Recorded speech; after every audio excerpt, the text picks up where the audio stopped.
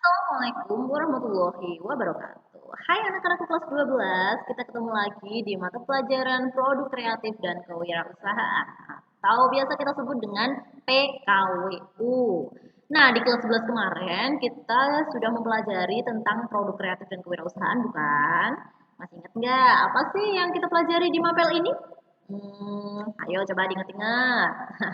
Ibu ingatkan saja ya, di akhir semester 2 itu kita mempelajari tentang desain dan prototipe. Nah, dari desain dan prototipe itu, maka akan kita lanjutkan di kelas 12 ini untuk merealisasikan produknya atau rancangan yang sudah kalian buat di kelas 11 nanti akan kita produksi di kelas 12 ini. Nah, kita lanjut saja ke bab 1. Bab 1 kita materinya adalah produksi massal. Produksi massal itu jika kita lihat dari namanya, produksi. Produksi itu berarti kita membuat sebuah barang, membuat suatu barang, kan semacam itu. Massal, massal itu berarti secara banyak atau secara besar-besaran. Nah, maka produksi massal bisa kita artikan dengan membuat barang secara besar-besaran atau secara banyak. Untuk lebih dalamnya lagi, yuk kita langsung saja masuk ke materi kita. Yang pertama ada tujuan pembelajaran.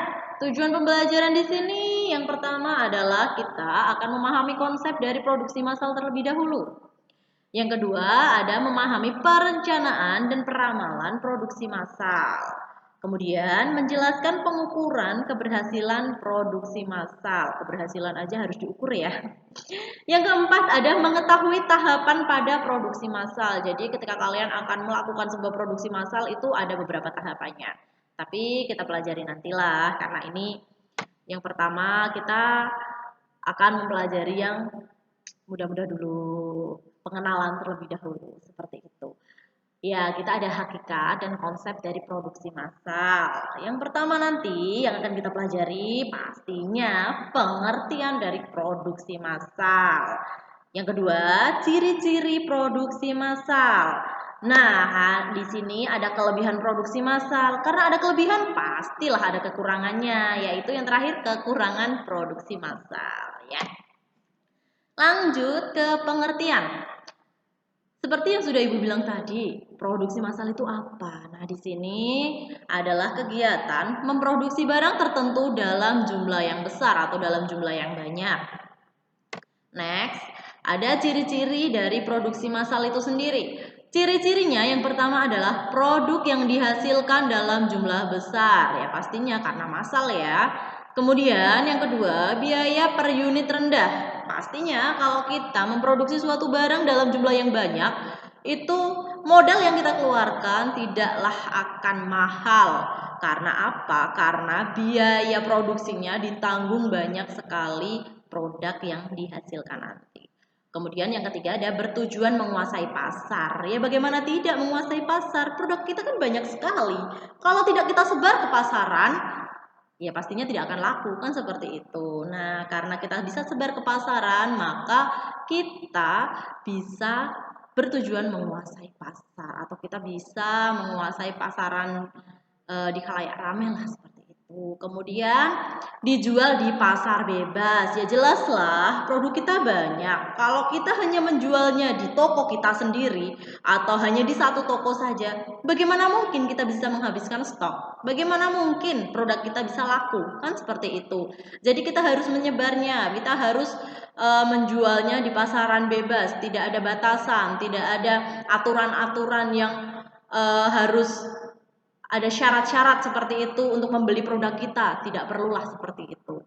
Kemudian hampir tidak ada variasi produk ya tentunya kalau kita membuat produk secara besar di pabrik-pabrik semacam itu tidak ada variasi produknya. Jadi dari awal kita membuat apa sampai akhir kita juga membuat produk itu terus tidak ada variasinya seperti itu. Kemudian harus ada stok untuk memenuhi kebutuhan saat masa tunggu. Inilah tujuan dari kenapa sih kita itu harus memproduksinya setiap hari kayak gitu. Jadi dalam sebuah pabrik itu kan banyak sekali pegawainya. Nah, kalau kita tidak memproduksi setiap hari, terus pegawainya itu mau bekerja apa? Kan seperti itu. Nah, terus kalau kita memproduksi setiap hari, padahal kita menjualnya belum tentu laku di setiap hari itu. Terus produk kita bagaimana? Ya ini dia tujuannya. Kita menyediakan stok selama masa tunggu. Masa tunggu itu yaitu masa penjualan yang belum laku tadi. Seperti itu. Kemudian karena di dunia ini tuh belum lengkap kalau nggak ada kelebihan dan kekurangan ya. Ya kita lanjut saja ke kelebihan. Kelebihan dari produksi massal itu yang pertama hemat biaya. Pastinya biaya yang kita keluarkan kan sangat sedikit seperti yang Ibu bilang tadi, modal kita sedikit karena produksi kita ditanggung oleh banyak produk kan seperti itu. Yang kedua efisiensi waktu, waktunya juga lebih efisien, lebih cepat, lebih tertata seperti itu karena kita sudah merencanakan, kita sudah memplanning seperti itu. Yang ketiga, tingkat keakuratan tinggi ya tentunya lah. Kalau di pabrik itu sebelum produk keluar ke pasaran, maka di situ harus ada checkingnya, dicek kayak gitu sama quality controlnya. Kalau produknya tidak memenuhi standar, maka produk itu dianggap cacat atau dianggap gagal seperti itu. Yang keempat, tingkat produksi cepat. Ya karena yang mengerjakan banyak orang, kemudian mengerjakannya dengan mesin-mesin besar, mesin-mesin bagus, tentunya produksinya akan lebih cepat. Dalam satu hari bisa menghasilkan produk yang sangat banyak sesuai target yang kita inginkan. Next, kita ke kekurangan. Kalau ngomongin kekurangan itu jadi sedih ya. Oke, nggak apa-apa. Ini kekurangan produksi massal kok, bukan kekurangan hidup kita ya. Oke. Lanjut, yang pertama, kekurangan dari produksi massal adalah kegiatan produksi sangat kaku. Ya, tentunya lah seseorang yang bekerja di pabrik, jika dia sudah ada di bagian A, maka dia akan lanjut atau akan mengerjakan tugasnya itu terus, tidak akan pindah ke sana ke sini seperti itu. Makanya di sini kaku. Contohnya saja di garment misalkan. Sebelum pakaian itu jadi, di garment itu akan dalam bentuk lembaran kain. Nah, dari lembaran kain ini akan dipotong, kemudian akan dijahit, kan semacam itu. Nah, jika tugas kalian di situ menjadi tukang potong atau tukang jahit, ya udah jahit terus tiap hari, potong terus tiap hari, seperti itu. Tidak pindah-pindah ke bagian lain kecuali ada pengangkatan ya. Kemudian kurang beragamnya variasi produk. Ini tadi sudah dibahas ya, variasi produknya tidak beragam karena apa? Karena yang kita produksi dari awal kita buka sampai seterusnya selama pabrik kita itu masih berjalan, maka akan produk yang sama terus, tidak bervariasi, tidak ganti-ganti seperti itu. Biaya mesin mahal, ya tentunya lah biaya mesinnya mahal karena sebuah pabrik itu punya pegawai yang sangat banyak. Tidak mungkin kita menggunakan mesin ecek-ecek istilahnya seperti itu. Tidak mungkin kita menggunakan mesin kecil-kecilan, mesin manual, semacam itu tidak mungkin. Pasti kita membeli mesin yang besar, mesin yang sudah ibaratnya mesin itu sudah canggih seperti itu. Mesin itu pastinya bisa memproduksi dengan cepat, bisa memproduksi dengan banyak. Ya tentunya dengan mesin yang kualitasnya bagus, harga mesinnya mahal, biaya perawatannya pun juga mahal. Karena apa? Karena mesin itu bisa menghasilkan produk yang besar dan produk yang berkualitas. Kemudian yang terakhir adalah tidak ada jaminan produk akan laris di pasaran. Betul sekali. Kita memproduksi banyak, tetapi kita tidak tahu produk kita itu kira-kira nanti di pasaran itu diminati apa enggak sih? Seperti halnya pabrik sabun deterjen, katakanlah seperti itu. Kalau deterjen kayaknya diminatin ya, karena ibu-ibu itu setiap nyuci kan pakai deterjen ya.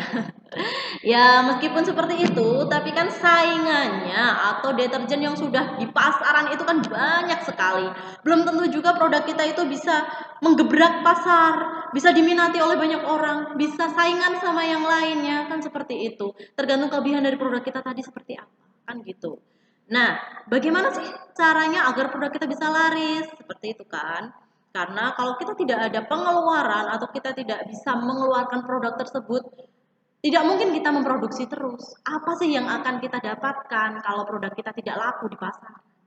Tujuannya seperti itu. Maka dari situ kita harus mencari yang namanya sales pertama, yang kedua marketing.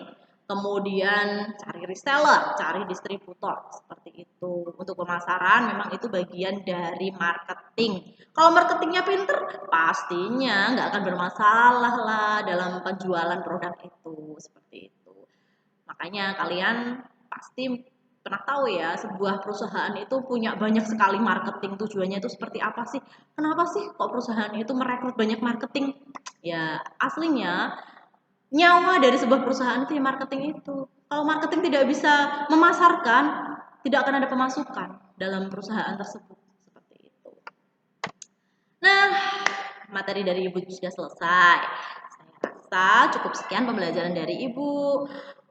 Memang dalam suasana ini kita hanya bisa belajar secara online. Pengennya ibu sih juga, nggak cuma ibu lah, pengennya semua guru di sini itu kita bisa belajar secara langsung, tidak hanya online. Tapi mau bagaimana lagi, saat ini kita masih dalam keadaan pandemi, corona ya. Dan ini juga tidak cuma di kita saja yang kena imbasnya, tapi seluruh bangsa Indonesia, bahkan satu dunia itu kena imbas dari corona ini. Sehingga kita dilarang untuk bepergian, dilarang untuk berkumpul, berkerumun, seperti itu. Kita hanya bisa belajar secara online, kita hanya bisa bertemu lewat video seperti ini. Ya mungkin bisa kita ambil hikmahnya dari sini, kalian jadi bisa lebih peduli sama teman-teman kalian, jadi lebih ada rasa kangen sama teman-teman kalian, terutama kangen sama ibu ya, pembelajaran saya ya. Ya, cukup sekian dari saya. Wassalamualaikum warahmatullahi wabarakatuh. Bye bye.